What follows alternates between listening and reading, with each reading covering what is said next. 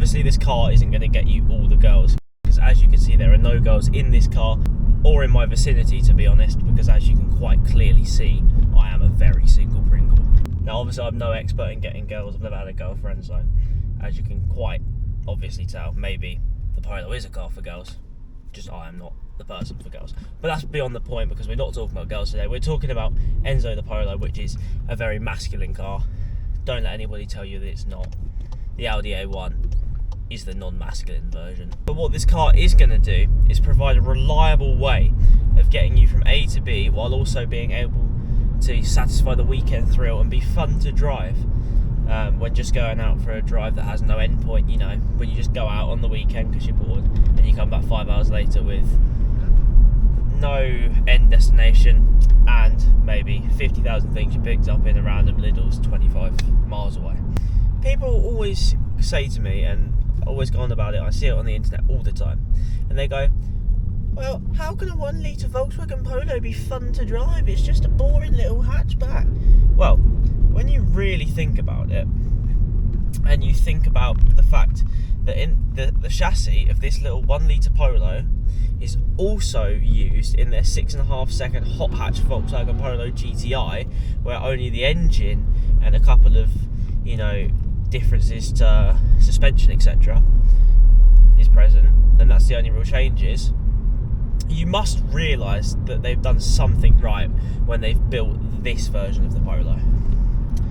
Now, it does also have its sporty quirks, like the 5-speed manual gearbox, and I have to say, although it might just seem like a regular gearbox to 99% of people, the travel in terms of, you know, if you're moving from gear to gear, is very short. Now, it's not short shifting, don't get me wrong, it's not a short shift kit by any means, but for a Polo and for like a regular hatchback, it is very, very, very, the travel is very, very quick.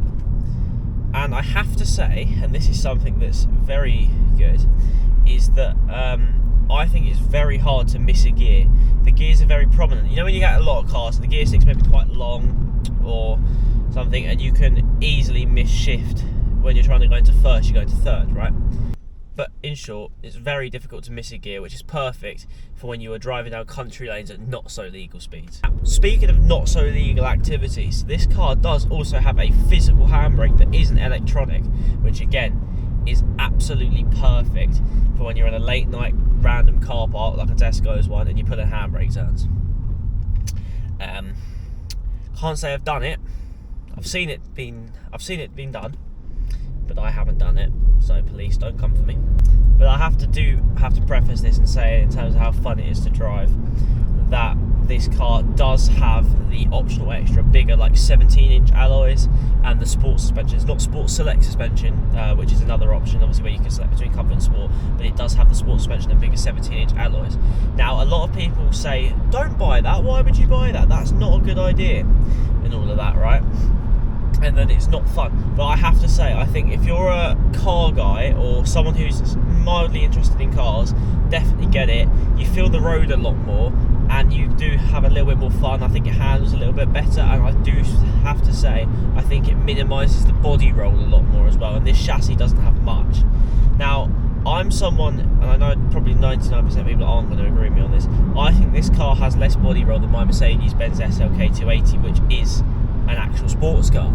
So yeah, Volkswagen have done something very good when they've made this car, and I would say when you get that suspension and those wheels in, it can handle the country lanes, the A roads, any sort of road with ease, and it adapts very, very well. Now, obviously, this is the R Line model, so you get those sharp and sporty accents, like the beautiful gloss black spoiler on the back, that is quite striking, and it does make it look more premium than the other base Polos, the peasant Polos, that the majority of the country drive. And I have to say, it also makes you stand out from the riced out Corsas as well, because it does look quite like it's been well, nicely and very tastefully modified, even though it's obviously from standard, as we would know as very, very good Polo enthusiasts. You are Polo enthusiasts if you watch this channel, I've decided that. But obviously, being the R Line, you get the R Line branded seats, which are Very nice. They make you think you're in a sportier car like a Golf R, for example, which is quite cool. And also you get the R badge on the screen when the car boots up, you know, in the infotainment screen, which is quite cool. You get an R badge in the centre of the digital dash if you get one of the like 22 and up models, and you also get an R Line badge on the steering wheel, which is flat bottomed in the Polo R Lines for the 2022 model year. I think they've now made them all flat bottomed, and they've all got the R Line gear stick when you go any newer than 22 or 2023. But if you get a 22, to get the like special nice gear stick, which I've shown you in the past in another video and stuff, you do need to get the R Line. But it's a little bit more, but if you can get one, it's definitely worth the money. So speaking of sharp things and things being good, this car has a relatively sharp accelerator when it comes to responsiveness. So the time from when you put your foot down on the accelerator to the car actually kicking into gear and providing you with that extra power to get you moving. Now in some cars like the Corsas and the Fiestas I've driven them, this car is definitely the most responsive, and I don't think you have time to really even think about it between the time that it actually accelerates and when you put your foot down, which is the thing in some cars.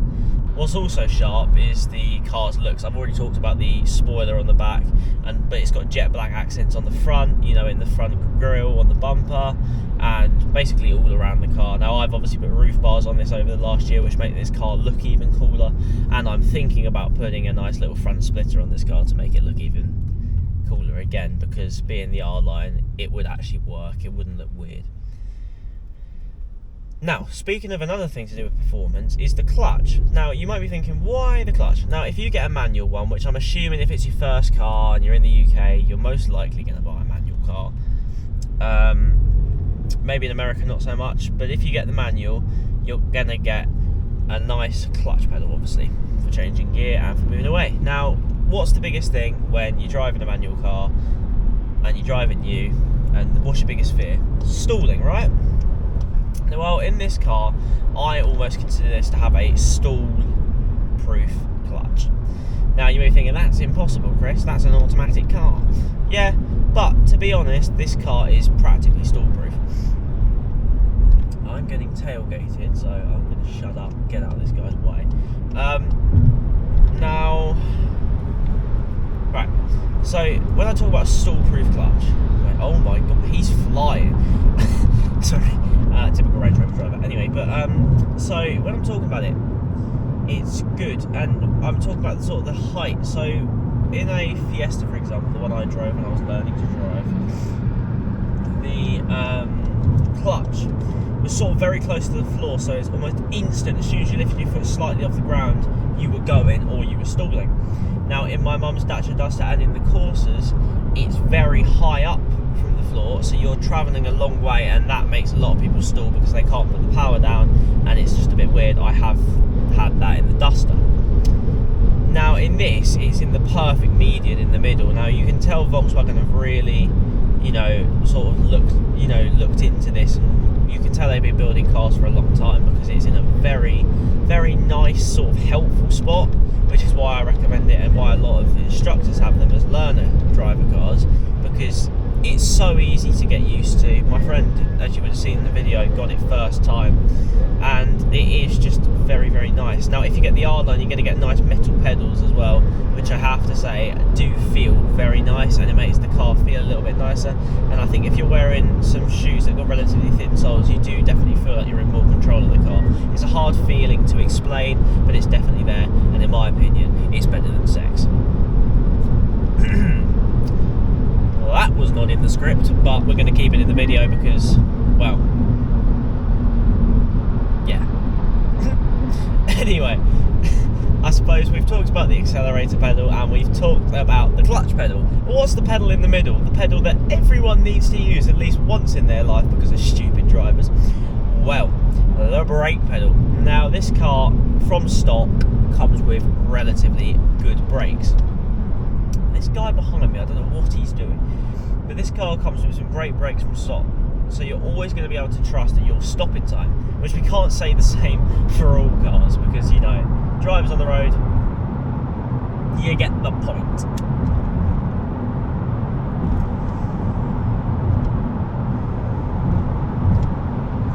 It's got CarPlay and Android Auto, which all modern cars do have.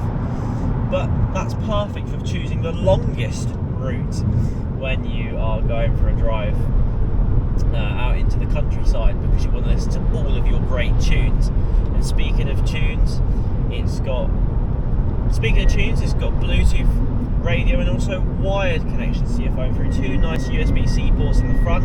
And if you're not too worried about your mates connected to the aux, which you probably never want because they play the most awful tunes that even Satan would hate, there's two USB-C ports in the back purely for charging your phone, so your mates aren't going to be arguing over the charger, because we've got plenty in this car. And especially because no one's ever using the middle seat, so if you've got 4 people in the car, everyone's got a charger to themselves.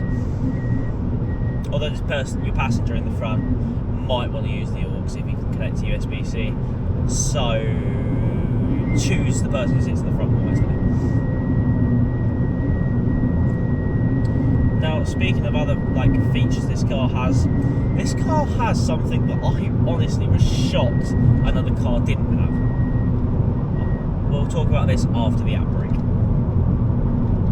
TV special, that. Sorry, I told you I was trying to be more like Top Gear. I'm just going to get out of this guy's way. There we go.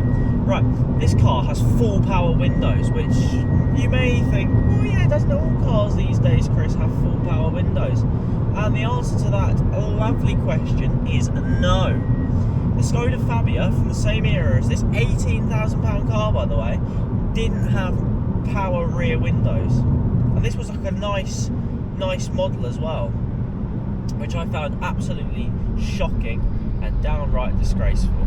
And that's the same as the driving that's going on right in front of me. But that's good. And it does have child lock as well on the windows, so your mates can't shout horrible slurs out your windows because they think it's funny. You guys know the meme that I'm talking about. Yeah, that meme.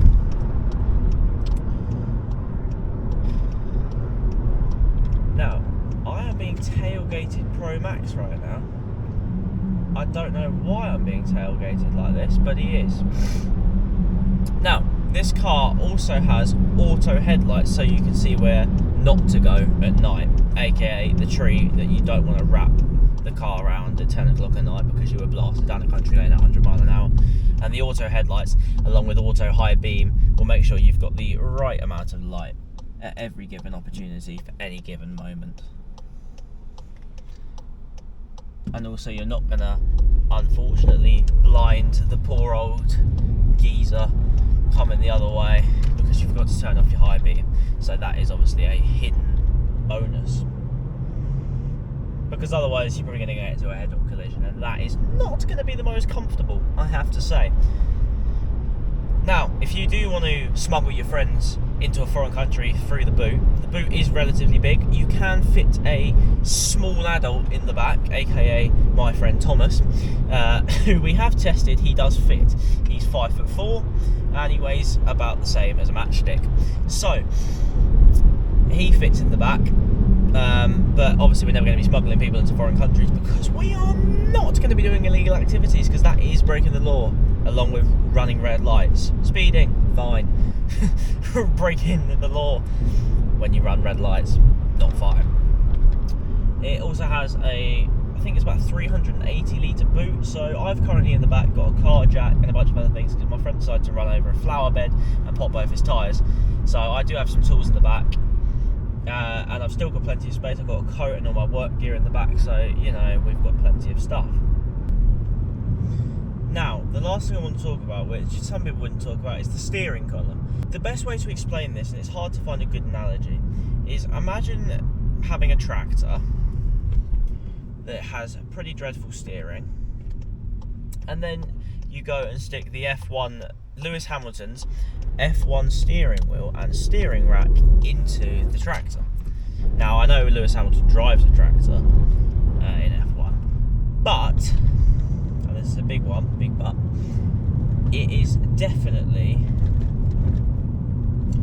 it's probably the right analogy to make. So obviously what I'm saying is, It's not point and shoot like the Mercedes in terms of steering, you know, it's not very sharp, very responsive, but it's not too light, so it's quite light, it's quite nice, you know, you got a good range of steering when you're trying to steer the car, hopefully away from a bush or a tree or a ditch or another car. Or if you're trying to do a 3-point turn because you went down some random back alley and then you're getting chased by a bunch of gangsters, you can turn around pretty quick. It's got a nice range of steering. Alright, so the camera's mucking about again, so we're going to have to do another dodgy outro on the phone. So thank you all so much for watching today's video. Hope you all did enjoy. If you did, remember to leave a like, subscribe, you know the rest. Everyone I've told you millions and millions of times, I am sure. And yeah, pick it up, pick it up, pick it up, pick it up. You see the drip, yeah, I'm fitted up. Hop in my car and the giddy up. Secure the bag, yeah, I get the bus. Pick it up, pick it up, pick it up.